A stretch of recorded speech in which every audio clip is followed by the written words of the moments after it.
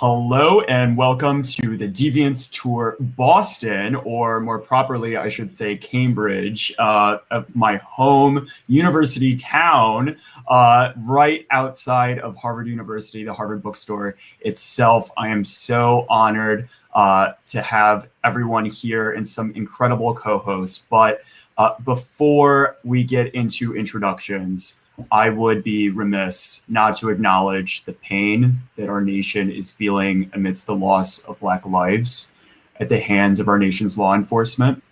To the Black folks who may be watching, your lives matter.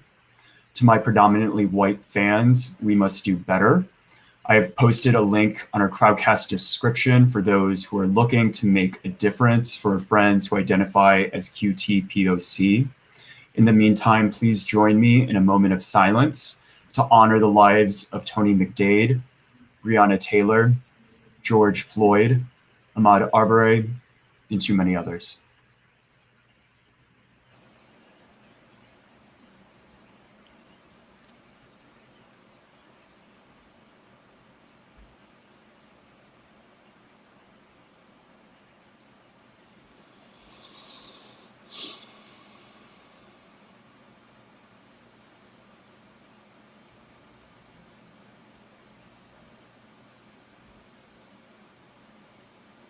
Thank you.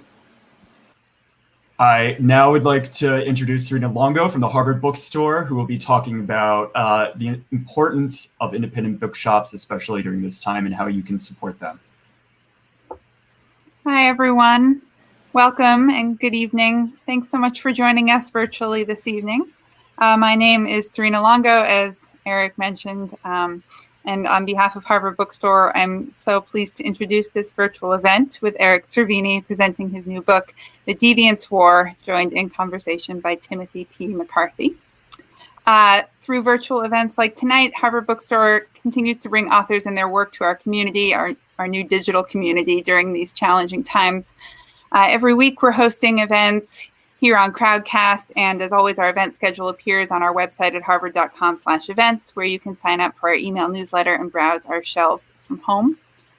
This evening's discussion will conclude with some time for your questions. If you have a question for our speakers at any time during the talk tonight, go to the Ask a Question button at the bottom of the screen. We'll get through as many as time allows. Also at the bottom of the screen during this presentation, you'll see a button to purchase The Deviant's War. All sales through this link support Harvard Bookstore, so thank you for your support during this difficult time for community spaces like your local bookstores. Your purchases make our virtual author series possible, and now more than ever support the future of a landmark independent bookstore. Thank you for tuning in support of our authors and the incredible staff of booksellers at Harvard Bookstore. We really sincerely appreciate your support now and always. And finally, as you may have experienced in virtual gatherings these last few weeks, technical issues may arise. If they do, we'll do our best to resolve them as quickly as possible. And thanks so much for your patience and understanding. And now I'll turn things over to our moderator today, who boasts more than 6 followers on Instagram, including the IRS. Please welcome Miss Rhonda Bout. Wow, thank you. Thank you for your silent applause. Yeah. I'm Rhonda Bout, and I love the Harvard Bookstore. They have a wonderful self-help section. It's where I learned to do my makeup. Now, I just got Eric's book yesterday, so I was up all night just staring at the author photo and fantasizing, what it would be like to be an author. Yeah. But enough about me. I'm here to tell y'all about the nonprofits that are bringing us this here event. So the first one is Boston Pride, and their introduction must have been written by a lawyer. I understand, though, that there's a lot of people from Harvard in this crowd, so I'll try to break it down. Yeah. Now, Boston Pride has organized a series of virtual events for the month of June that are going to do 3 things. Stick with me. First, bring LGBTQ people together to commemorate 50 years of Pride in Boston. Have I lost you? No. Number 2, these events are going to honor the network of care, the LGBTQ community. meaning there's a lot of organizations that help LGBTQ people run by LGBTQ people. It's circular. Lastly, these events, still about the events, are going to celebrate the always fabulous and multifaceted expressions of LGBTQ culture, meaning it's not just going to be a bunch of drag queens. Please, Lord. Now, Boston Pride depends on the LGBTQ community to serve the LGBTQ community. Circular again. I know people on the Pride Committee. I didn't get this gig because I'm any good. They value diversity, and they desperately want to serve everyone in our community, especially those whose voices aren't heard as much as they need to be. Spread the word, join their events, become a volunteer, and if you're able, donations can be made at bostonpride.org/donate. They got a newsletter, sign up for it. All right, next is the Boston Public Library. Now, they were foolish enough not to actually submit a blurb, so I'm making one up. Now, the Boston Public Library is a library in Boston open to the public, and it's been there for like at least 2 years. Now, they have a lot of books, and for those who don't know books, they're the stuff on your Kindle printed out so you could give yourself back pain. Now, the key about a library is that you're just borrowing the books, which is a huge blessing for hoarders like me. Because if you don't give them back their books, they'll send people with muscles after you. All right. So the Harvard Gender and Sexuality Caucus supports LGBTQ plus Harvard alumni, students, faculty, and staff around the world. So for those of you who've only come out later in life as having gone to Harvard, it is a place that you could find support. Now, their goal is to build a vibrant community, strengthening ties to the Harvard campus, and support in social action. And now is a very good time to support social action. Yes. They bring that community, I don't do it. They bring that community together through various events throughout the year, including the annual commencement dinner and on-campus lectures and receptions. Local chapters in over 30 cities and regions worldwide also sponsor social and educational events. They love education at Harvard, if they do, yes. Now, the HGSC maintains social media groups and an online directory which holds listings for over 2,300 members, email lists, and discussion groups. Visit hgsc.org to learn more and join. Now, I'm sorry, but you can only join if you're part of the Harvard LGBTQ community, unless you marry one. Then you can join too. If you needed one more reason to marry someone who went to Harvard, this is it. Okay, there's only 16 more nonprofits for me to talk about. I got you. I'm bringing you now the Gay and Lesbian Review, which is a bi-monthly print magazine. I get confused. That's every other month they send out a physical magazine of history, culture, and politics that publishes essays in a wide range of disciplines, as well as reviews of books, movies, and plays, poetry, and more. I'd be in the "and more" category myself. So, here's a quote. "It's our intellectual journal," remarked Larry Kramer in the New York Times. Now, he passed recently, but what he said still counts. Now, for more information, check out www.glreview.org and subscribe here in my heart.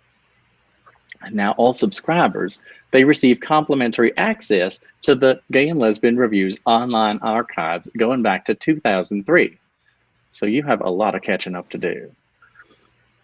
Finally, Oscar Wilde Tours. Now, they are run by Andrew Lear. Oscar Wilde Tours is the only LGBTQ history and culture tour organization, and they don't want any competition, so don't you get any ideas starting one.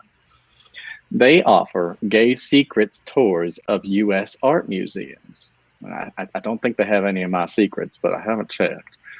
Also, multi-day LGBTQ history and art tours in Europe. Now, during the pandemic, they are focusing on online projects, which is quite sensible, I think. Their series of live online tours and lectures on LGBTQ history and culture, in which the Gay and Lesbian Review previously mentioned, will interview Eric.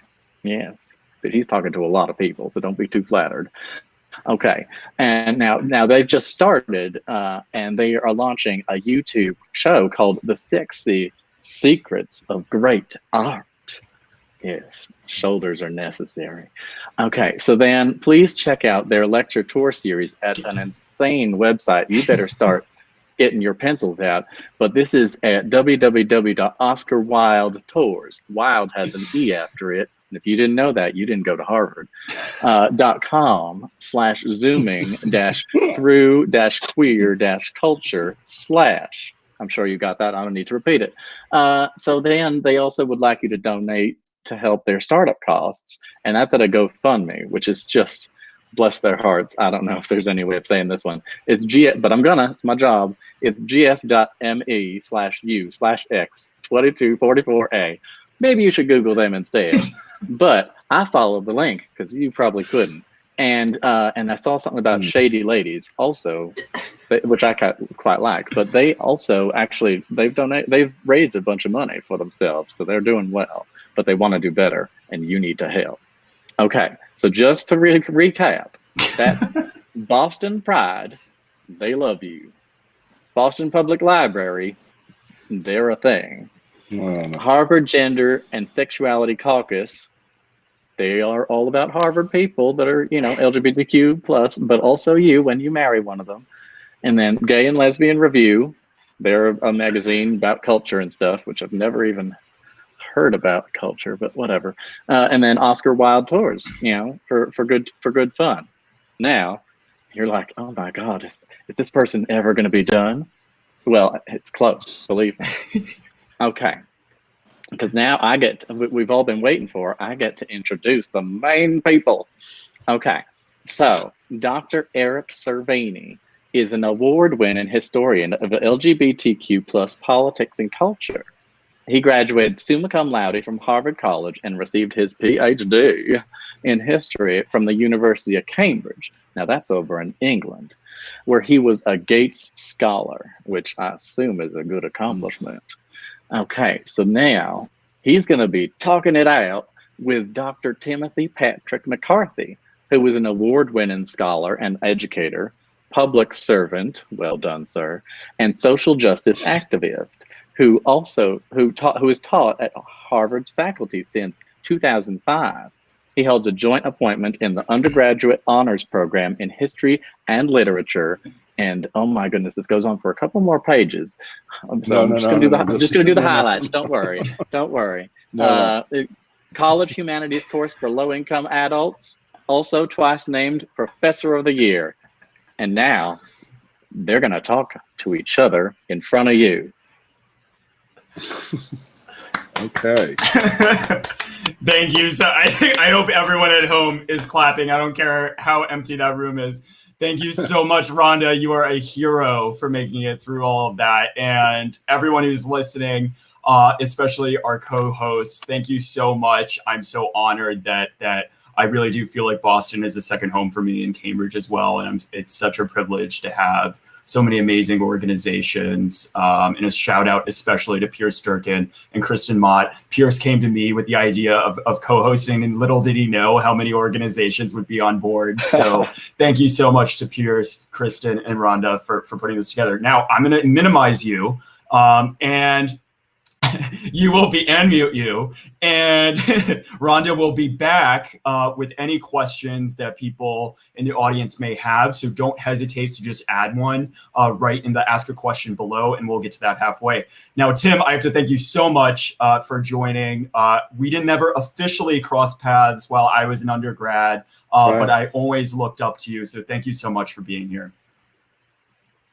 Thank you, Eric. It's great to be with you, and finally to have the chance to talk about this remarkable book, and so many other things that I'd like to try to connect some dots tonight with you. So first of all, congratulations. This is a magnificent accomplishment. It was a page turner, which is not always the case with books at all, but certainly books this long, and just a tour de force in terms of narrative, storytelling, and research. So congratulations. Thank you. I want to start. I was actually I want to start big, and I want to start right away by saying that historians, I learned this from Eric Foner and Manning Marable and Howard Zinn and Martin Duberman, my sort of quartet of inspirations and mentors. All of them taught me that historians work with one eye always on the present and then another eye to the past. And we are living during a world historical time, a period of immense tumult, of treachery, of danger, of opportunity, of protest. What about your work as a historian, especially for this book, which is quite capacious in the way it tries to tell the story of the life and times of Frank Kameny, allows you to think about this moment? Put your historian's eye on the present, what about your work allows you to think about this moment? Well, I think this is such a good time to be asking that question, especially at an event affiliated with Harvard and a university, because I think right now we're living in a radicalizing moment, and you're seeing a lot of people who are witnessing history being made and wanting to be a part of it, whether it's, cis gay white men or the BLM movement itself. And usually it's the present that radicalizes people. For me, it was the past. For me, when you go into the archive in the Library of Congress, the New York Public Library, and you see how much my ancestors, whether it's Frank Kameny, who is a hero, but a flawed one, to see how much they messed up and see the moments that not only radicalized people, but the lost moments, the lost opportunities when cis gay white men especially could have linked arms with Sylvia Rivera and Marsha P. Johnson, when they could have said, let's use your dedication and putting your body on the line, not just at Stonewall, but afterwards fighting for a city council bill. And you see over and over and over, whether it was more thought out through the strategy of respectability or unintentional transphobia, misogyny, and racism,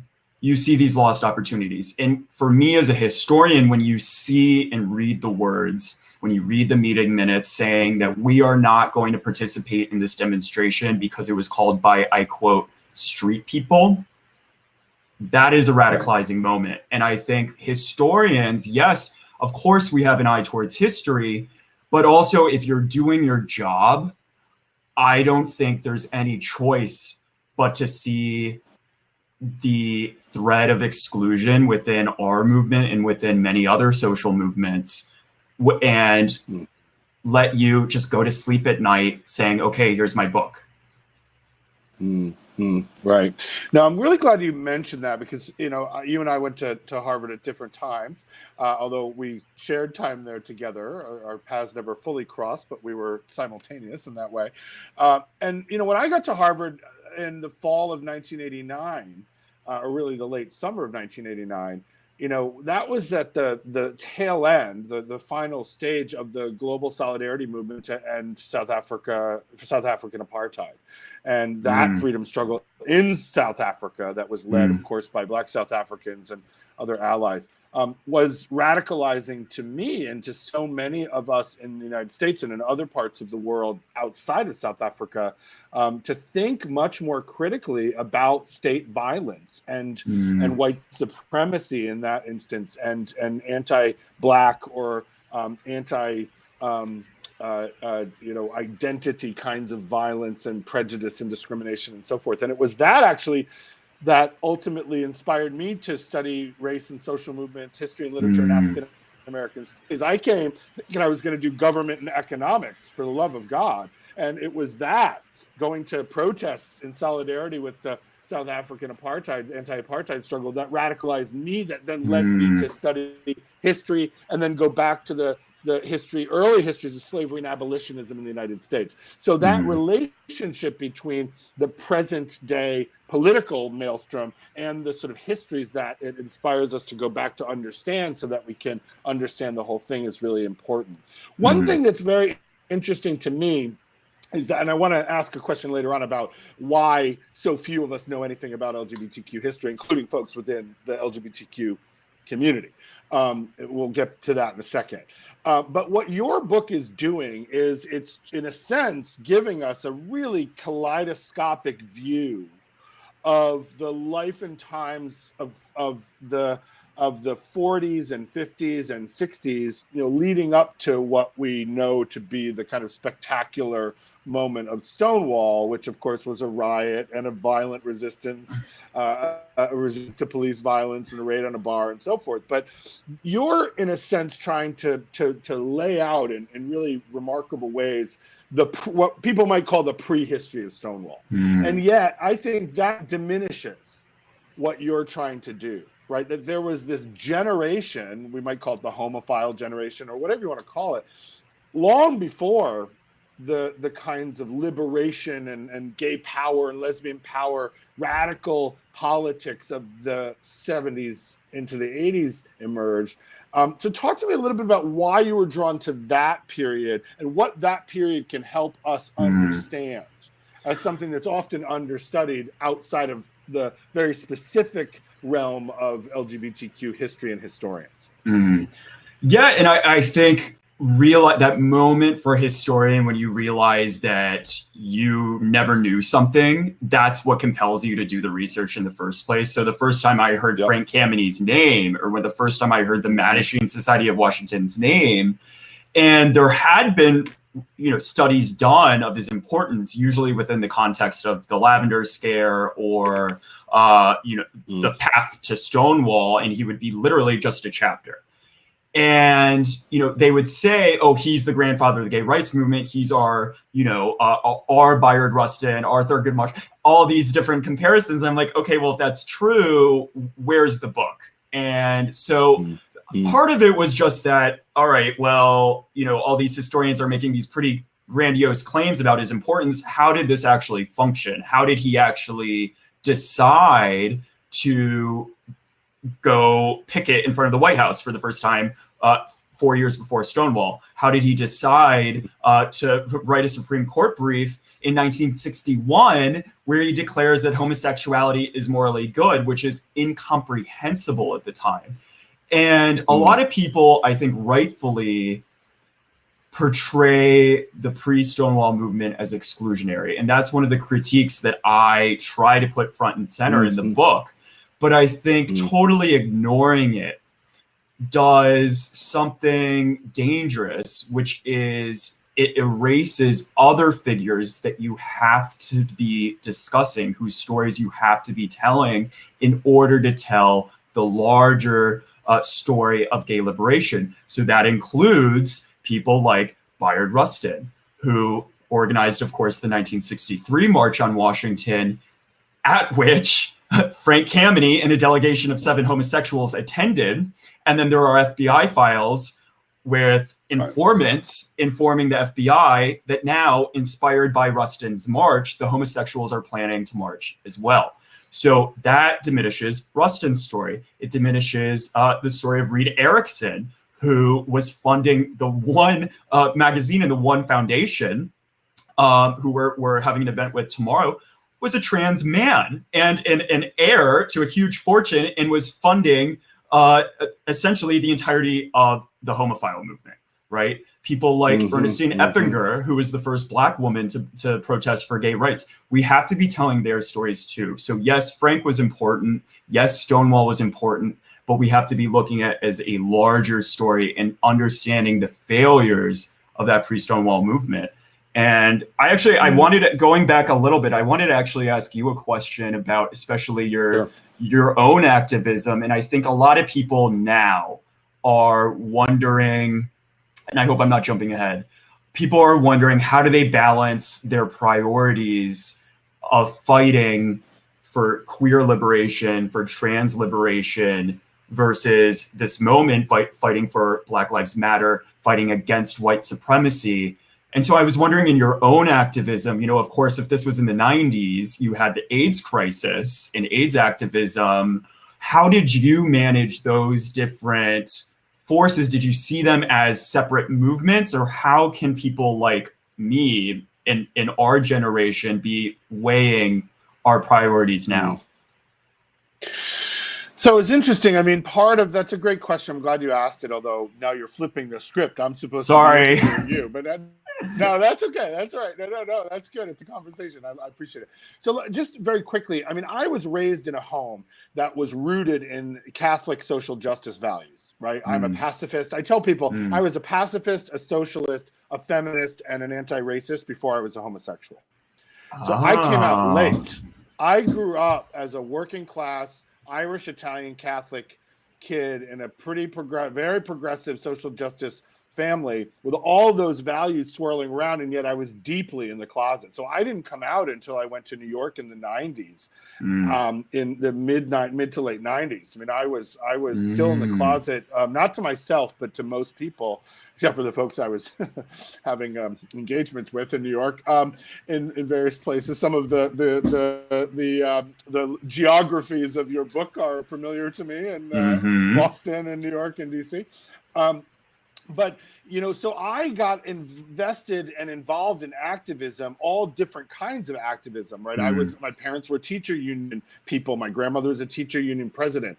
So I was on picket lines, learned not to cross the picket line very early on, right? And there was not a war anyone in my family was other than the World War II, which my grandfather had fought in, that they were in the modern era, that they saw was just. Right, that anti-racist struggles were important to my family, and we were involved in that, all sorts of things. And so when I came to college, at a moment where the tanks are rolling into Tiananmen Square in the June of my senior year of high school, where the wall in Berlin comes crumbling down, Nelson Mandela walks out of prison my sophomore year, the Soviet Union dissolves, the rebellions in LA after the Rodney King beating, you know, all the end of the AIDS crisis, the end of the long Reagan era, the election of Bill Clinton my senior year, all of this is going on while I'm in college, right? This was an absolutely world historical tumultuous time. And it called me into a much more kind of radical kind of activism. So by the time I get to Columbia in the early 90s, you know, I've done all of that. And I'm a feminist, I'm an anti-racist, I'm a pacifist, and I'm a socialist, right? And then I figure out, oh, I'm also a queer.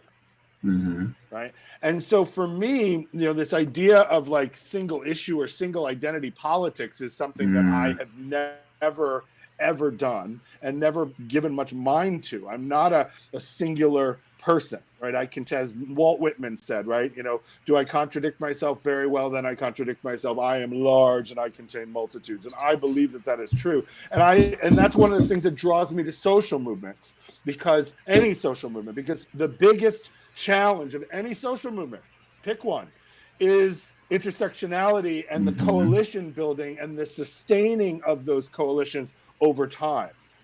It's the biggest challenge. And there are times for single issue campaigns and single identity movements. Absolutely. I am being very specific that right now we are talking about anti-Black racism, we are talking about police brutality and violence, and we are talking about state-sanctioned and institutionalized white supremacy. That is the conversation that is at the forefront and foreground of our protest politics in this moment where our democracy is on the line.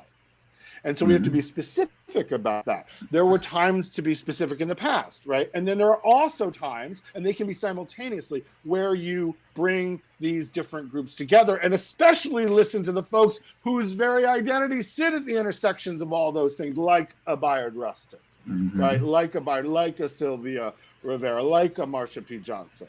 Right? Like so many people have that. But it's really important for us to understand that. And one of the reasons why the early homophile movement or the gay and lesbian kind of, you know, early gay and lesbian liberation movement was by itself in so many ways. And certainly there's a critique there to be that they were too insular maybe, but that was also by design, right? They were targeted specifically for being homosexual, for being gay and lesbian.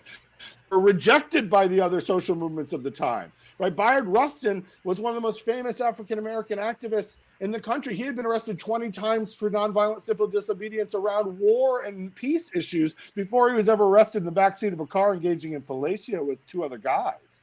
right? And yet he was marginalized in the rights movement, even though he was the principal architect of what becomes known as King's commitment to nonviolent civil disobedience. So there are ways in which the movements fail to coalesce and build coalitions, and that too is part of the story. And it may be a story of exclusiveness or insularity, but it's also a story about systems that keep us apart. And that's part of our struggle as social justice people, is to dismantle those partitions, those separations, those segregations, right, in order to be able to build movements for justice. Absolutely. And you do a good job. You do a very good job of that in this book. I think you do a very good job of advancing the critique, and then also, which is there and it's justified, but also of trying to see where there are these connections, right? Where there are these connections with the Black freedom struggle, where there are connections between different types of queer people, right? You do a very good job of looking at how gay men and lesbian women were often in the same places at the same time, sometimes working together, sometimes working apart, sort of bringing that together. You do a very good job, I think, of creating these touch points of where coalitions were possible and existed, and where they broke down and couldn't exist at all. And so talk to me about that, like the narrating that very tricky terrain. It is tricky terrain, and it's made complicated, especially because you have to remember that as you said, the activists were aware that it was the systems in place keeping them apart. Two of the instances that do pop up in the book, the 1963 March on Washington, there was a debate within the Mattachine Society, this homophile organization, of whether they should attend with a sign that said "Homosexuals for Black Freedom," and they decided not to do it because they realized that would be a liability, that people could then point to them and that sign. Then the Southern racists could say, "Oh, see, this is just further proof that the Black freedom movement is immoral." Then on the other hand, the Mattachine Society itself was overwhelmingly white, completely. Pretty well balanced in terms of gender, at least in the 60s, but overwhelmingly white. And the one piece I searched everywhere looking for, they did a pamphlet saying, hey, Black residents of Washington, we need you. Didn't really work. And I was trying to why, with the chocolate city, why were they failing so much? And you realize, and finally I found in oral history where someone said, "Oh, we had a Black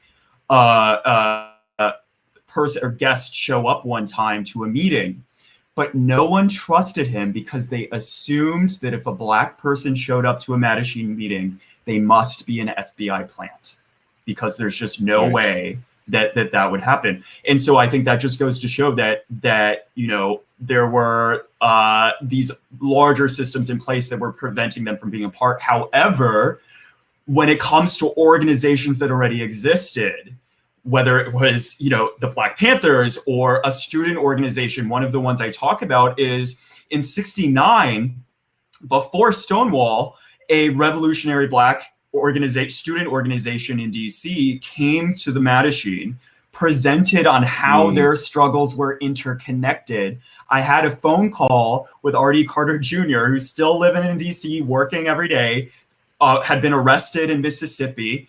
And I said, "Do you remember that meeting?" And he says, "Yes, I remember it vividly. I remember exactly the basement the basement meeting room where we gave our presentation saying our struggles are connected. We need to join hands."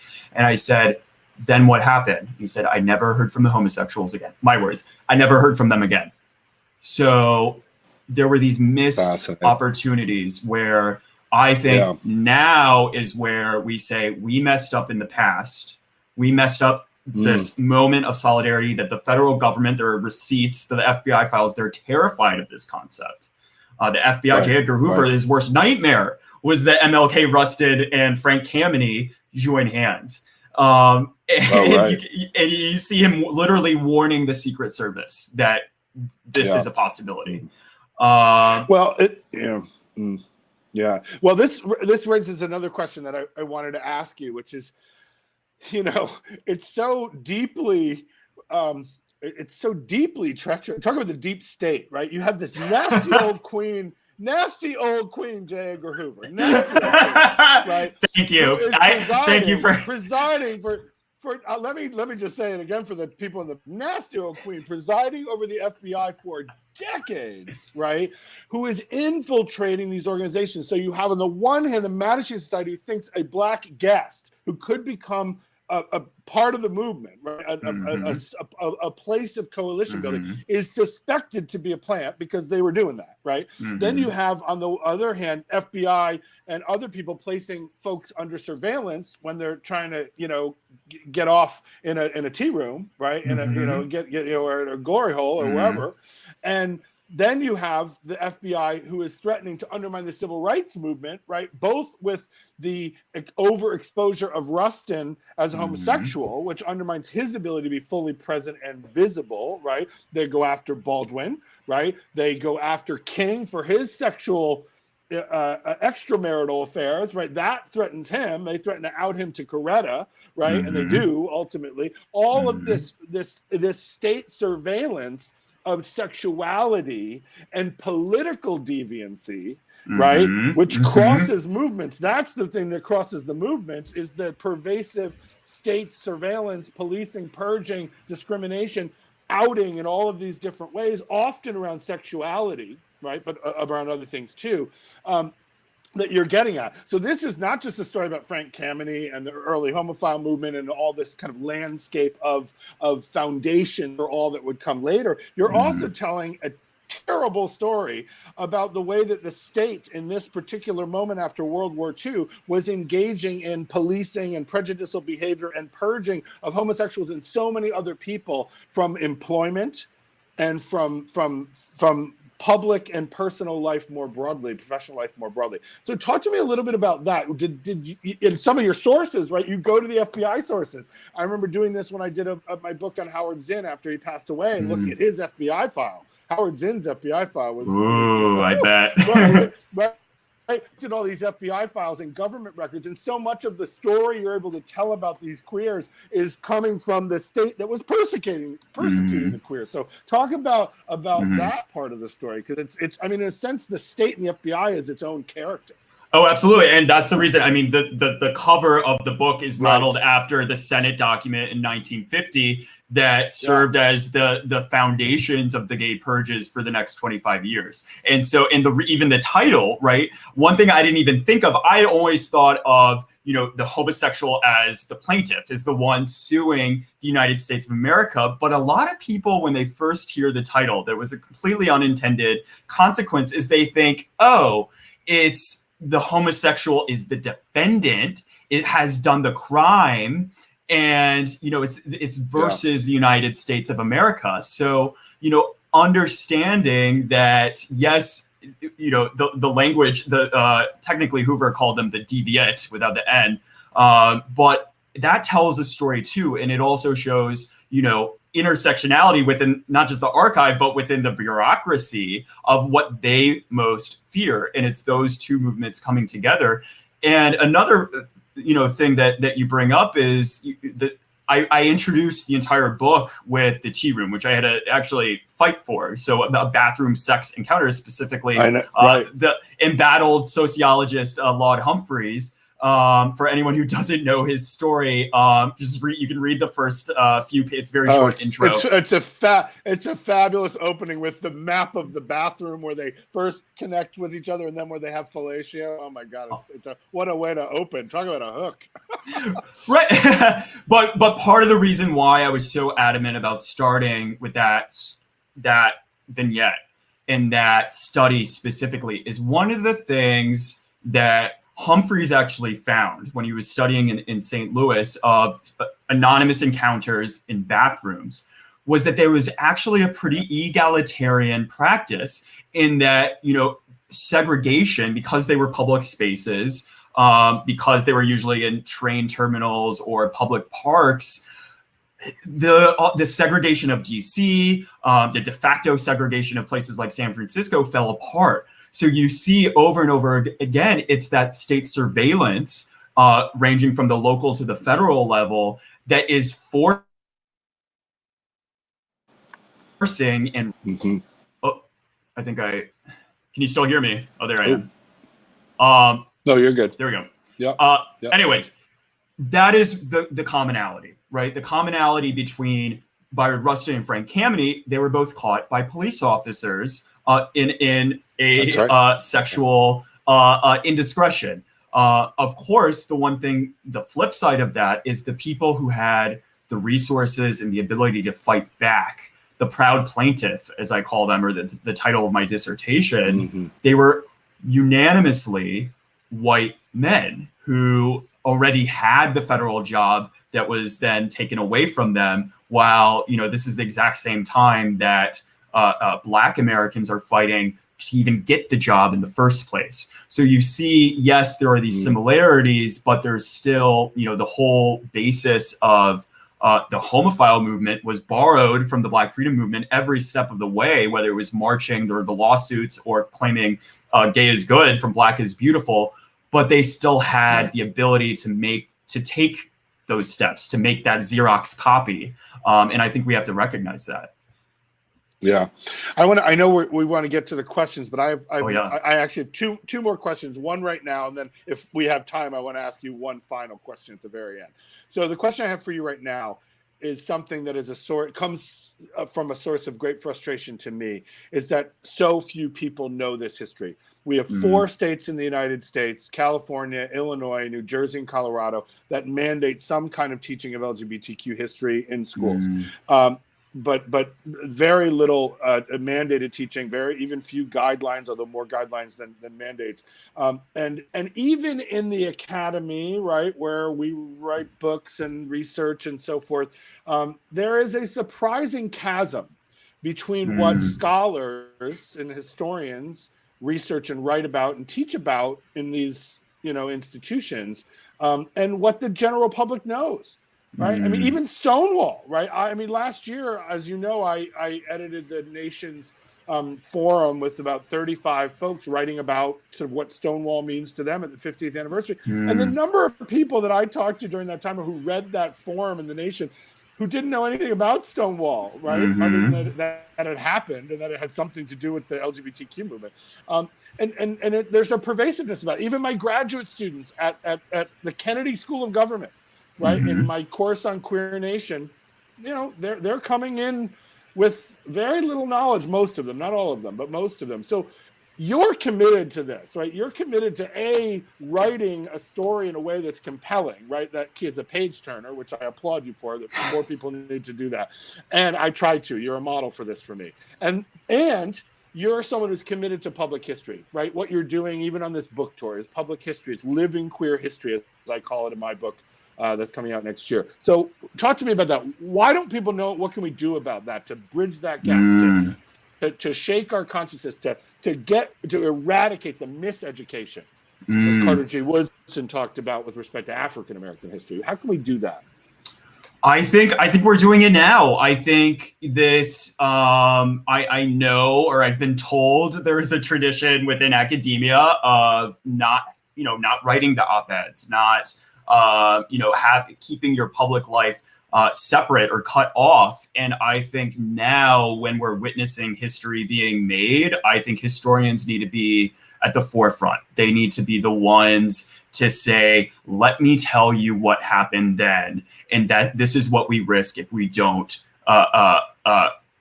change things. And I think you have to ask if your work stays confined behind a paywall, if it only is accessible to people within institutions of higher education, if it's only accessible to people who can pay Gale or EBSCOhost or JSTOR to access your history, are you really doing your job? And I know that sounds harsh, but I think we have to at least make the effort to translate the findings that we've found for the public, for public consumption, because we just can't afford not to. We need to make sure that all this incredible work that is happening within the academy reaches the general public, so that they know their history, And it's hard. And just like in the 60s, there are structures in place. There are these databases and private companies that are preventing this from happening, from allowing us to share our research. But I think we have to do the work to say, all right, how do I make this actually accessible? And it's hard. And I've certainly had to weigh, okay, should I focus this next week on writing an article for publication in an academic journal, or do I focus on, writing this article for Vice or for, the Washington Post? And so, yes, I understand there's a trade-off. Yeah, exactly. Right. And, I think there's a way. Do both. There's a way to do both. There's definitely a way to do both. Yeah. Good. So maybe we should open it up. I know there's some questions. Please. Okay. So I'm going to bring back Rhonda. And while I'm bringing, there we go. Hello. Oh my goodness. There she is. Yeah. How have you been down there in the corner? Rhonda has just finished reading the list of co-sponsors. Like out in the back of the agreement. Anyway. It is so true. All right. So first of all, just to let the other organizer know that if there are any questions on Facebook Live, to let me know, but also keep asking your questions here, because otherwise we're going to be talking about the plant and his background for the rest of this session. So we did get some questions, mostly marriage proposals, but they were for me. So sorry about that. And then there was someone who said, "Can we hear a bit more from the author, please?" But then you kept talking. But I do think it's important for people to know that you are, if they want to hear more of you, that is not a hard thing to do, because you are talking everywhere to everyone. Like in 7:30, he's going to be talking to some other people. Our Eric Thomas, just so y'all know, like if you don't feel like you've heard enough of Eric Cervini, you can remedy that. Also, there's gonna be a GoFundMe for Tim to get a better internet connection. And then, okay, so now there's an actual question. All right. Okay. So commentary / question. Basically, they're talking about if the book discusses the intersections between LGBT liberation, other movements. Why was there an attempt to get a person of color involved in this discussion? And so, as the least necessary person here, I take responsibility for not being diverse. I apologize for that. But to translate that into a question is, do you have plans to make sure that your future discussions and author talks are more inclusive and diverse? But a comment onto that question was by D. Dangaran, forgive me if that's not the pronunciation, asking if within the book it really does trace the forgotten ties binding these two movements versus just saying, oh, so and so did this. Does it go into more detail? Did you connect more and consult with people of color and trans people, etc., in your research of the book?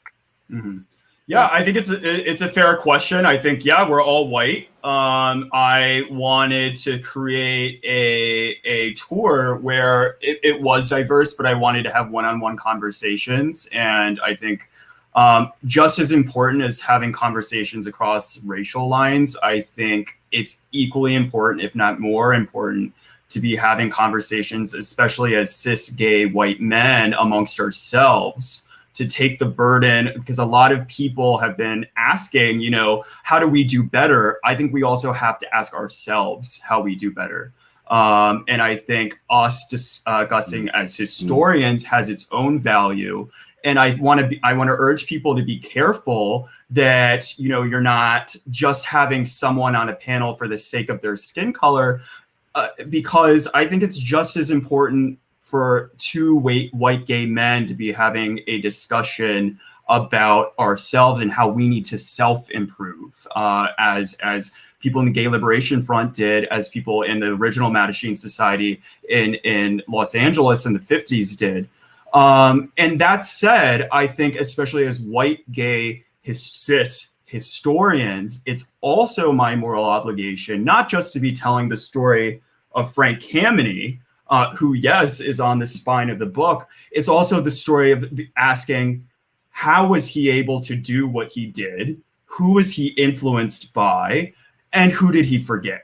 Those three questions we have to ask. It's easy to forget those answers or forget those questions, especially in an archive, because guess who keeps all their papers and guess who keeps all their letters and meeting minutes? It's people with the resources to actually keep those meeting minutes and those letters. So it's much harder as a historian to tell the stories like Sylvia Rivera, who's in the book, and we have to. We have to do the hard work of tracing down the people who would otherwise be forgotten. And one of my largest findings in the book, I have a Time article coming out next week that I have in the book that I found that is actually probably one of the most significant contributions of the book that I wish more people would talk about, is people are obsessed with saying that trans women of color were at Stonewall and led the riot. I think that actually minimizes the role and the importance of trans women of color in our movement. And I found evidence that Sylvia Rivera herself, meeting minutes and documents within the Gay Activist Alliance archives, saying not only was she at Stonewall, but she also was responsible single-handedly for getting the Gay Activist Alliance incorporated as a legally recognized organization within the state of New York. She was single-handedly responsible for initiating the legal action committee of the Gay Activist Alliance, which until her arrest on April 15th, 1970, was completely defunct. That legal action committee that reformulated itself because of Sylvia Rivera became, a year or two later, it became Lambda Legal. Lambda Legal was the first organization to join the marriage fight in Hawaii in '93. So we can thank Sylvia Rivera for gay marriage. All right. It's not just Stonewall. Every single step of the way, these were the people who were fighting for us, had the most to lose, were the first to fight and the first to be forgotten. And I, as a historian, especially have to be telling their stories. Thank you. Yes. Then, and just in general, using our white privilege to help those with whose voices are not heard as much as they need to be. I don't actually have any other questions here from the people, but one of my cheats is to ask what is a question that you aren't often asked, but that you wish people would ask of you in these author talks? Ooh, Tim, you've done a lot more author talks than me.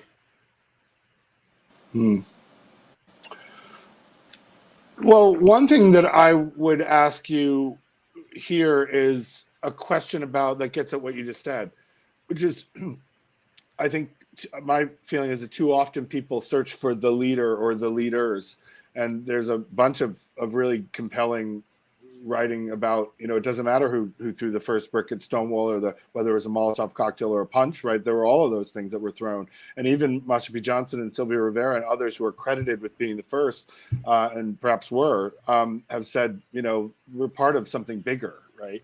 And so often you see that. And so I'm wondering how you think about that leadership in movements. Too often we have these great person histories, even if they're revisionist histories, and yet what you're trying to do is tell a different story that centers Kameny but doesn't have him dominated.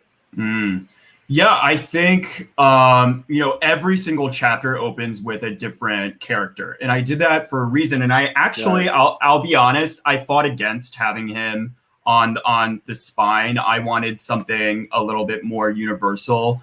It's called the Deviant's War and not Kameny's War for a reason. It's called the Deviant's War and not the gay man's war.